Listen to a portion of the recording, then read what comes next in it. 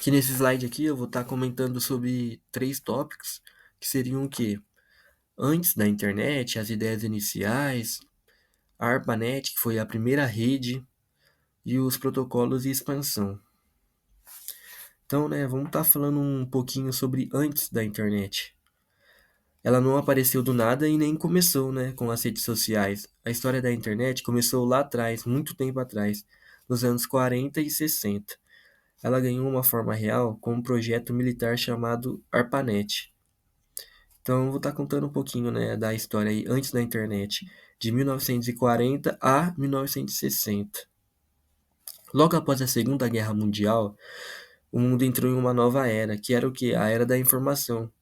Os computadores já estavam surgindo e os cientistas já pensavam em como usar as máquinas, né, para compartilhar o conhecimento em vez de só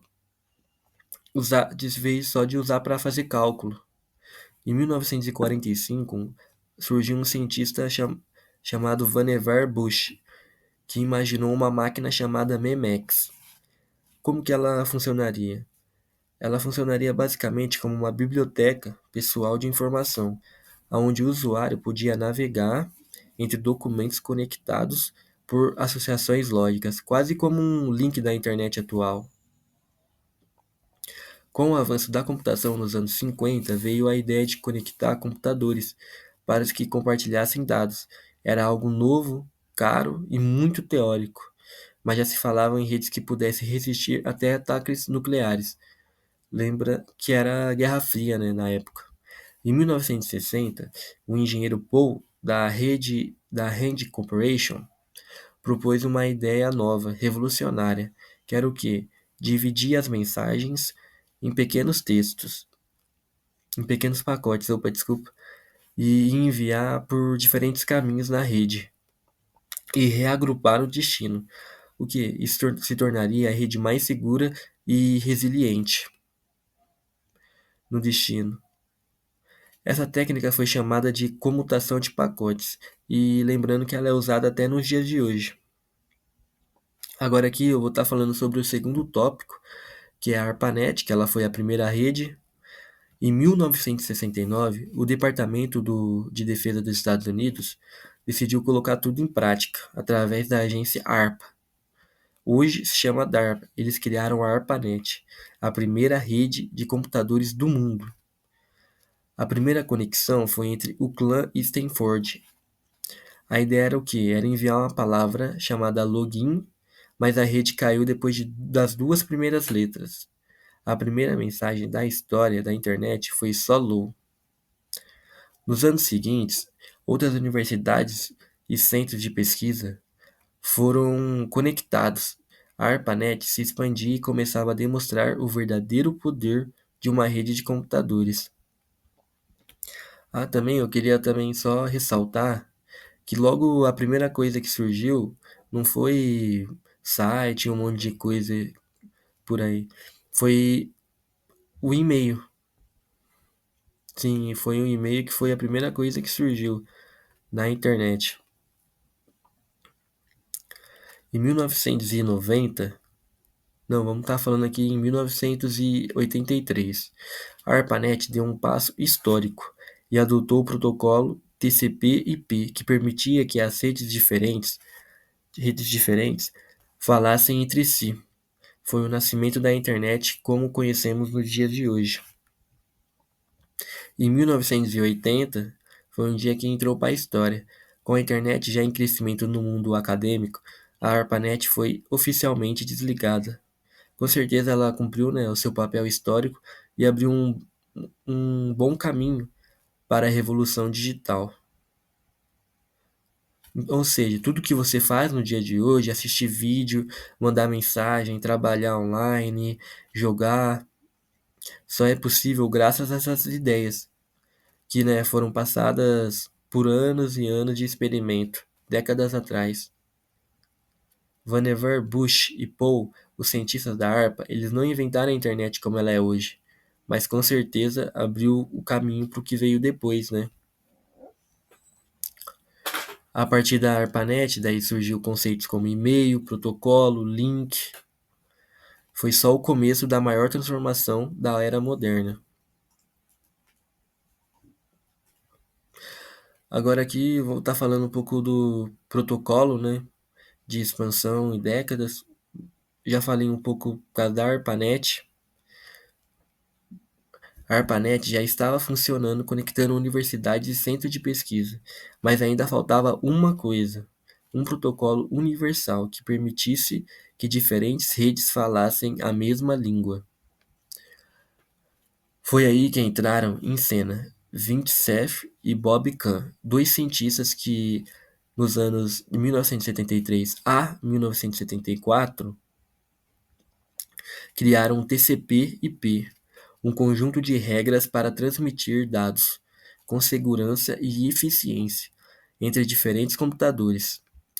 O que é o TCP? O TCP cuida da integridade da informação e o IP cuida do caminho que ele percorre até chegar ao destino. Simples, poderoso e escalável, esse protocolo se tornaria a base do que conhecemos hoje, que é a internet. Em 1º de janeiro de 1983, a ARPANET adotou oficialmente o protocolo TCP, que é considerado por muitos como o nascimento oficial da internet moderna. Que daí, a partir daí, as novas redes podiam se conectar, a ARPANET usando o mesmo protocolo, assim nasceu a rede das redes, a internet como as conhecemos. Nos dias seguintes, universidades, empresas e até países começaram a se conectar. A rede crescia, os serviços evoluíam e os alicerces da internet estavam firmes. Mas ainda faltava um ingrediente muito importante: a web, os sites, os navegadores. Isso só viria no começo dos anos 90. Ou seja, teve muita coisa teve que acontecer para surgir tudo isso daqui.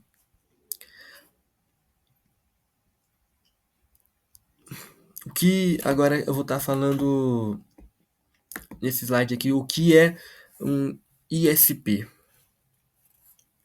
Com certeza, né, você deve estar pensando o que significa ISP, que é o quê? É um provedor de serviço de internet. São as empresas responsáveis por conectar você à internet. Ou seja, sem elas não teria Wi-Fi, vídeos, jogos, redes sociais, streaming. Eu vou estar abordando aqui nesse slide como que funciona um ISP. Seu ISP tem uma infraestrutura enorme, com cabos, torres, satélites e servidores que levam os dados da internet até a sua casa. Quando você contrata um plano de internet, fornece o que? A conexão, seja ela fibra, cabo, 4G, 5G, satélite, o roteador, o modem, é, o modem, o suporte técnico. Ele também compra o acesso à internet global de provedores maiores ou se conecta diretamente aos principais pontos da rede mundial. Existem vários tipos de ISP. Além do acesso da internet, né, a hospedagem de site, telefonia, é, site, e-mail, segurança digital, telefonia via internet, streaming e TV e conteúdos que eu já comentei, né? Ele também pode afetar a sua velocidade, aí está, além de fornecer, né? O ISP também pode afetar a sua velocidade, estabilidade, até o ping nos jogos. Ou seja, quando você está jogando assim e o ping começa a cair muito, sub-